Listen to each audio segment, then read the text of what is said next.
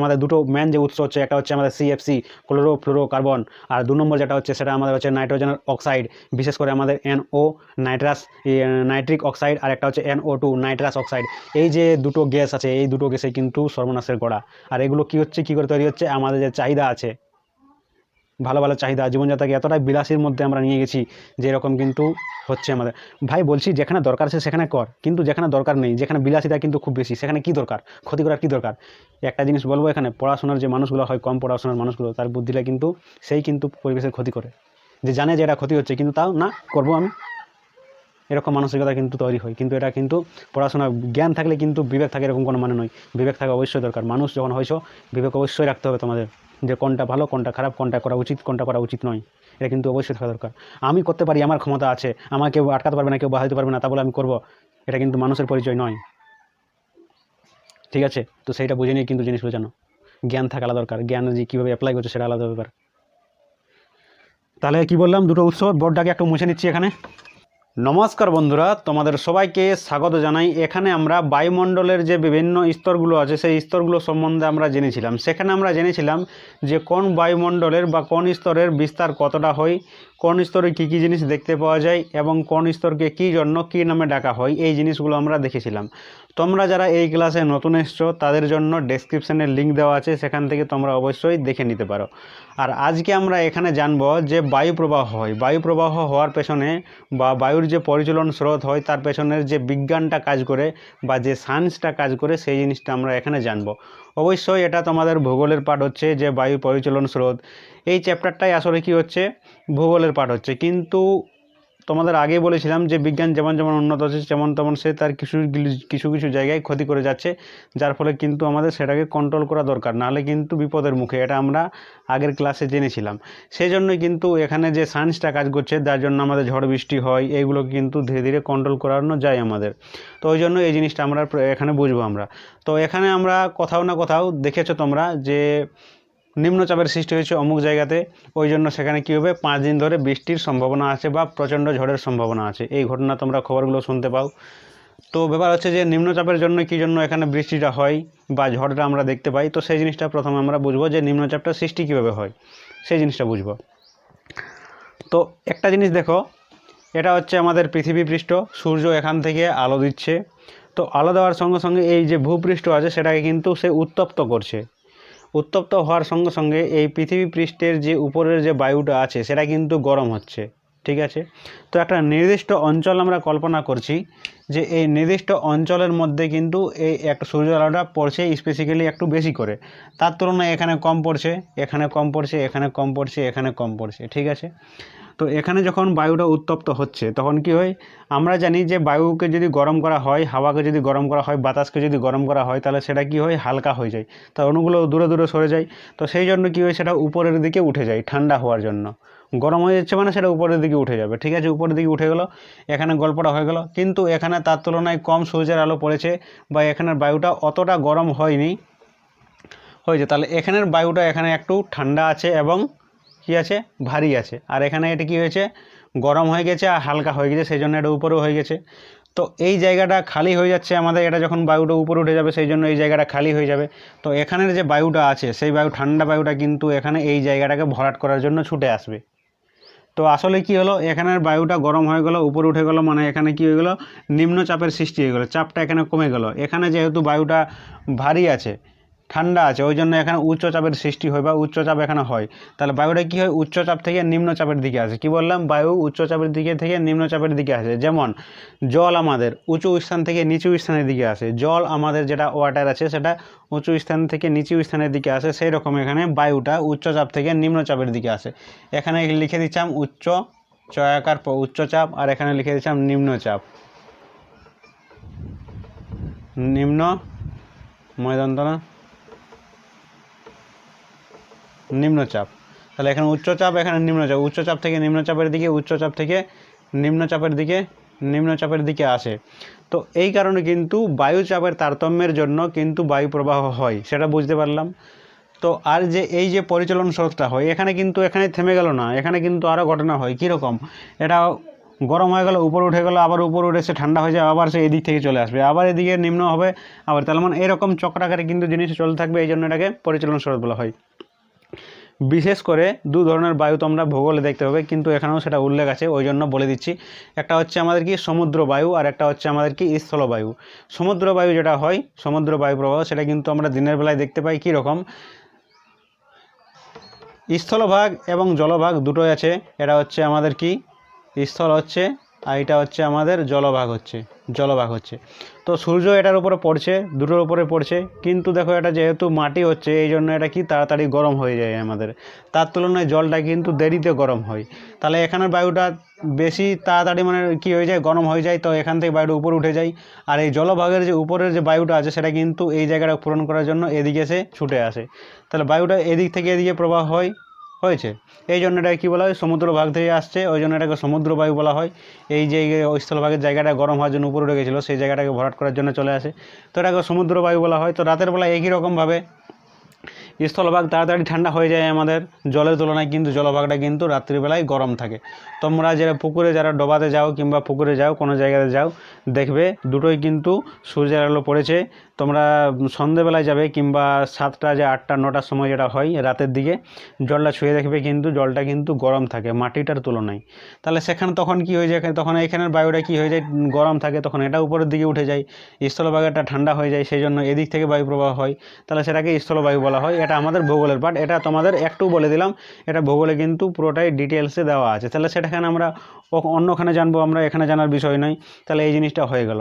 তো এই যে বায়ু প্রবাহটা হয়, সেটা যদি আমাদের কি হয়, মানে খুব প্রবল বেগে হয়। প্রবল বেগে মানে কি, এখানে বায়ুটা প্রচণ্ড গরম হয়ে গেছে, এখানে কিন্তু অত গরম হয়নি আমাদের, বা কম গরম আছে, খুবই ঠান্ডা আছে। তাহলে এই যে বায়ু প্রবাহটা যখন উচ্চচাপটা খুব বেশি হবে এবং নিম্নচাপটাও খুব বেশি হবে, তখন বায়ু প্রবাহটা ভয়ানক রূপ নেবে। তো এইটাকে আমরা কি বলি, ঝড় বলি। আর এই ঝড়টা যেটা আছে, সেটা আমাদের বিভিন্ন স্থানে বিভিন্ন রকম নামে ডাকা হয়। সেটাকে কোনো জায়গাতে সাইক্লোন বলা হয়, কোনো জায়গাতে সেটাকে টর্নেডো বলা হয়, কোনো জায়গাতে সেটাকে টাইফুন বলা হয়, এরকম কিন্তু বিভিন্ন নাম আছে। তাহলে সেই জিনিসগুলো যদি আমরা জেনে যাই এবং পরিবেশের মানে ভাবনা চিন্তা করি, তাহলে গাছগাছড়া আমরা লাগাবার চেষ্টা করব, পরিবেশ যাতে সুরক্ষিত থাকে সেই জিনিসটা দিকে ধ্যান দেব। ওই জন্য কিন্তু এর যে পেছনে যে কাজগুলো হচ্ছে, যে জিনিসগুলো হচ্ছে, যেগুলো আমাদের বোঝা দরকার, সেগুলো কিন্তু এই জন্য এখানে বোঝানো হচ্ছে। তাহলে এরপর আমরা চলে আসব ওজোন স্তর সম্বন্ধে। এটাও কিন্তু আমাদের জেনে থাকা খুবই প্রয়োজন। এটা যদি আমরা না জানি, এটা যদি আমরা ধীরে ধীরে ক্ষতি করে ফেলি, তাহলে যে এই যে গল্প করছি, এই যে প্রাণের এখানে পৃথিবীতে আছে সম্ভাবনা এখনও জন্মাচ্ছে, এটা কিন্তু খতম হয়ে যাবে। তাহলে এই জিনিসটা আমাদের মানে অবশ্যই জানা দরকার।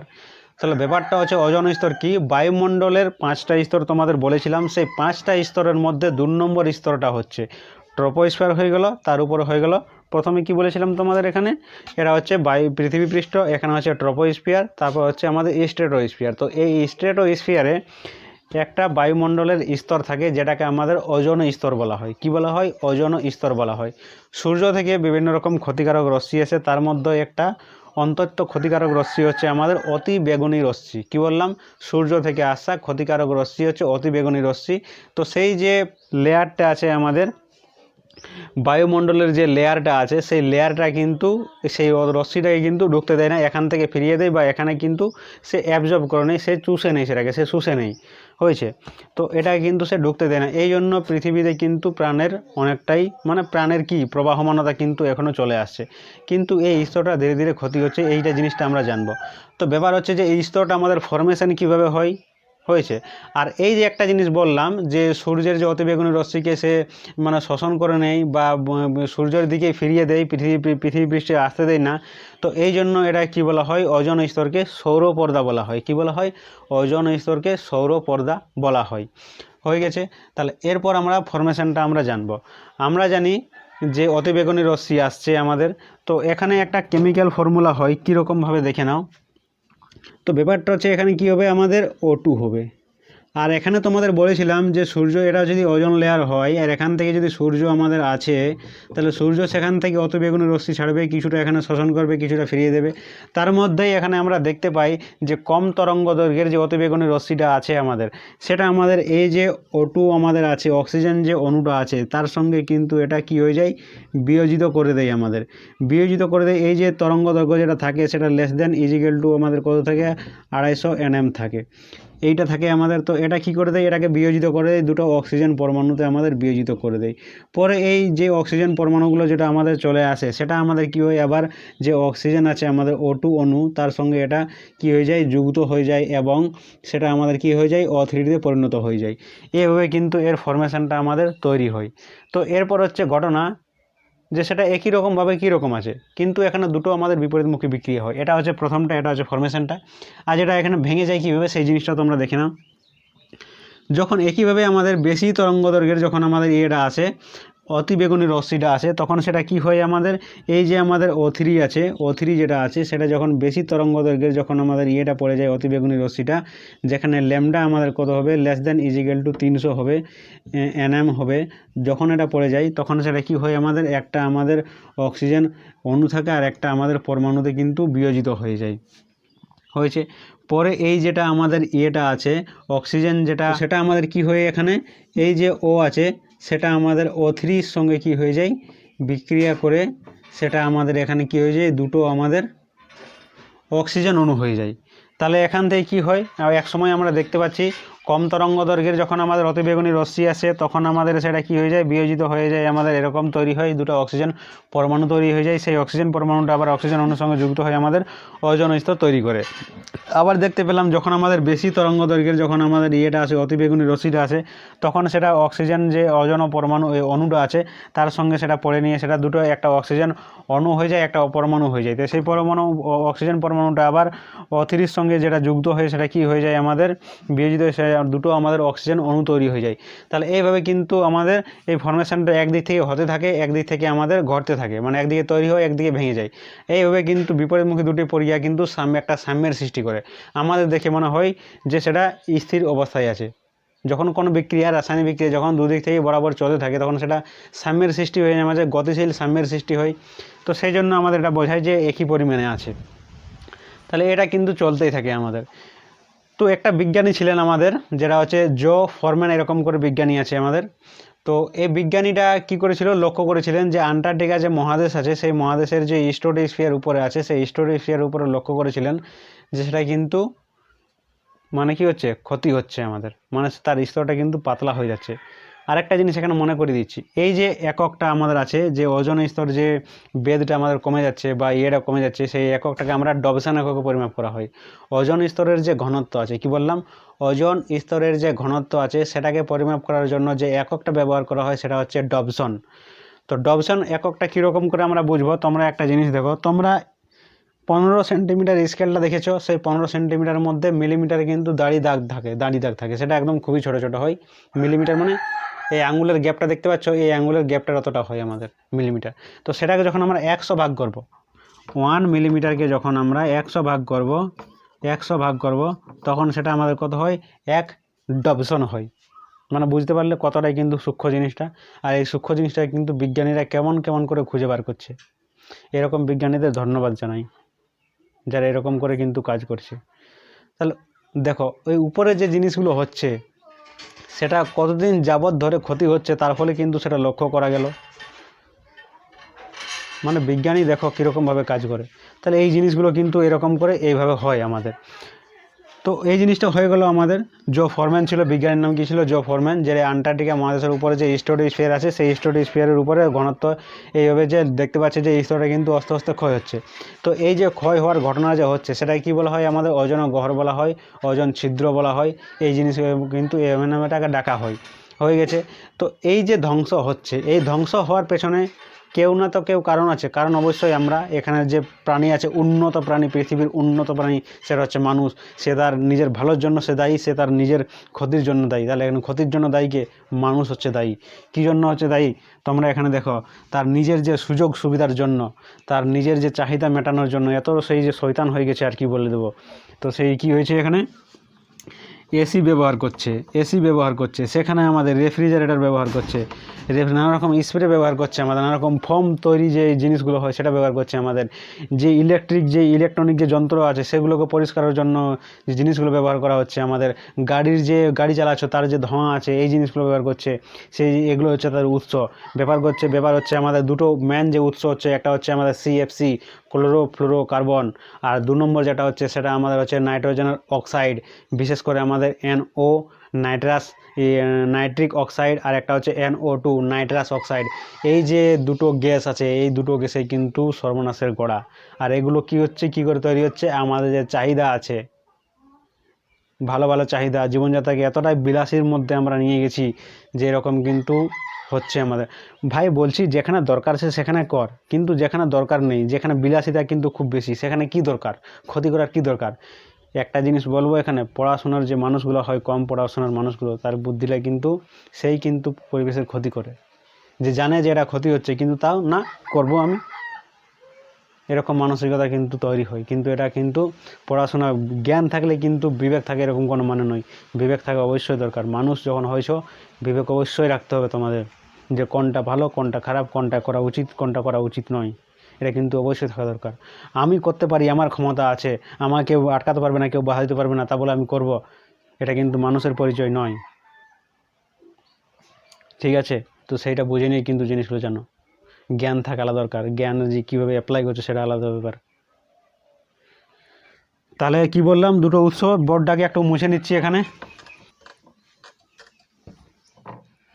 তো এখানে কী বললাম, উৎসটা মেন যে উৎস হচ্ছে, 1 নম্বর উৎস হচ্ছে আমাদের সিএফসি, আর 2 নম্বর উৎস হচ্ছে আমাদের কি NO এর অক্সাইড,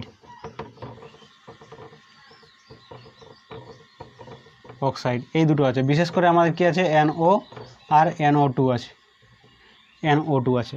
তো এর যে উৎস, এখান থেকে যে কীভাবে আমাদের তৈরি হয় সেই জিনিসটা এখানে দেখো। ব্যাপার হচ্ছে এখানে কি, এর যে মিশ্রণ হচ্ছে সেটা আমাদের কি হচ্ছে, CF2CL2, এটা আছে আমাদের। যখন এটা উপরে অতিবেগুনি রশ্মি আমাদের আসে, ইউভি রশ্মি যখন এখানে আসে আমাদের, তখন সেটা কি হয়, আমাদের CF2 হয়, Cl হয়, আর এখানে একটা সক্রিয় Cl পরমাণু আমাদের তৈরি হয়ে গেছে। এই Cl পরমাণুটা কি করে, আমাদের যে O3 আছে, ওজন যে আছে, ওজন অণু, তার সঙ্গে বিক্রিয়া করে আমাদের আমাদের ClO আর O2 আমাদের উৎপন্ন হয়েছে। এই ClOটা আবার আমাদের এখানে কি হয়, যে আমাদের O3 আছে তার সঙ্গে বিক্রিয়া করে আমাদের Cl একটা অণু গঠন করে, আর এখানে আমাদের 2O2 উৎপন্ন করে। তা এইভাবে সক্রিয় যে Clটা আছে এটা কিন্তু আমাদের উৎপন্ন হতেই থাকে। যবার বিক্রিয়া করবে, মানে একটা চেন রিয়াকশানের মতো বিক্রিয়া করতে যাবে, Cl2 আমাদের উৎপন্ন হবেই। এরকম করে একটা যে Cl আমাদের এই যে আছে, Clটা সক্রিয় যে ক্লোরিনটা আছে আমাদের, এটা কিন্তু লক্ষেরও বেশি যে আমাদের ওজন অণু আছে সেটাই কিন্তু বিয়োজিত করে দেয়। তাহলে বিরামহীনভাবে কিন্তু এই ঘটনাটা চলতে থাকে আমাদের, এইগুলোকে আমাদের ইউজ করার ফলে আমাদের হয়ে গেছে, এখানে কিন্তু ধ্বংসের গোড়া হয়েছে আমাদের। আর এগুলো উৎসগুলো তোমরা জানলে যে কোথায় থেকে এগুলো আসে, আমাদের যে কাণ্ড কারখানাগুলি সেখান থেকে কিন্তু এগুলো আসে।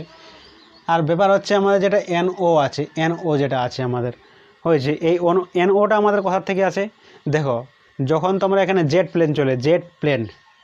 প্লেন আমাদের কোন স্তরের মধ্যে দিয়ে যাবে, আমাদের স্টেটও যে স্ফিয়ার আছে সেই স্ফিয়ারের মধ্যে দিয়ে যায়, সেখানে কিন্তু আমাদের NO ছেড়ে দেয় আমাদের। এছাড়া আমরা যে গাড়ি চালাই, যানবাহন যে আমাদের পৃথিবী পৃষ্ঠে চালাই, সেখানেও আমাদের NO কিন্তু নিঃসৃত হয়েছে। আর নিঃসৃত হয় যখন আমাদের তড়িৎ স্ফুলিঙ্গ যখন আকাশে সৃষ্টি হয়, বিদ্যুৎ চমকায়, তখনও কিন্তু আমাদের NO কিন্তু সেখান থেকেও মিলে যায়।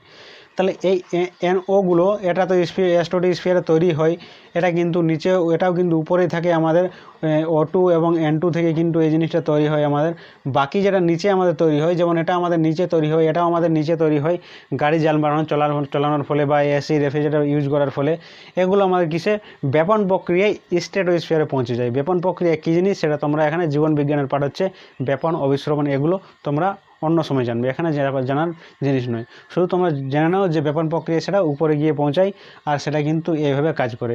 এই যে NO আমাদের আছে, এটা কিন্তু কিভাবে কাজ করে আমাদের, এটা কিভাবে আমাদের ক্ষতি করে সেই জিনিসটা এখানে দেখো। এর যে রিয়াকশানটা আছে সেই জিনিসটা এখানে দেখো। তাহলে এখানে দেখো NO আছে আমাদের, সেটা আমাদের O3 সঙ্গে বিক্রিয়া করে আমাদের কী করে উৎপন্ন করে, আমাদের NO2 উৎপন্ন করে, আর এখানে আমাদের O2 উৎপন্ন করে। এই যে NO2 তৈরি হয়েছিল সেটা আমাদের কি হয়, যে আমাদের অক্সিজেন যে অণুটা আছে, এই পরমাণুটা আছে, সেই পরমাণুর সঙ্গে কি করে অতিবেগুনি রশ্মি কিন্তু এখানে পড়ে যায়। অতিবেগুনি রশ্মি যখন আমাদের পড়ে তখন সেটা আমাদের কি হয়ে যায়, NO হয়ে যায় আবার, আর এটা আমাদের O2 হয়ে যায়, এরকম করে আমাদের। তো এখানে দেখো তোমাদের কি আছে, NO আছে, এখানে NO2 আছে।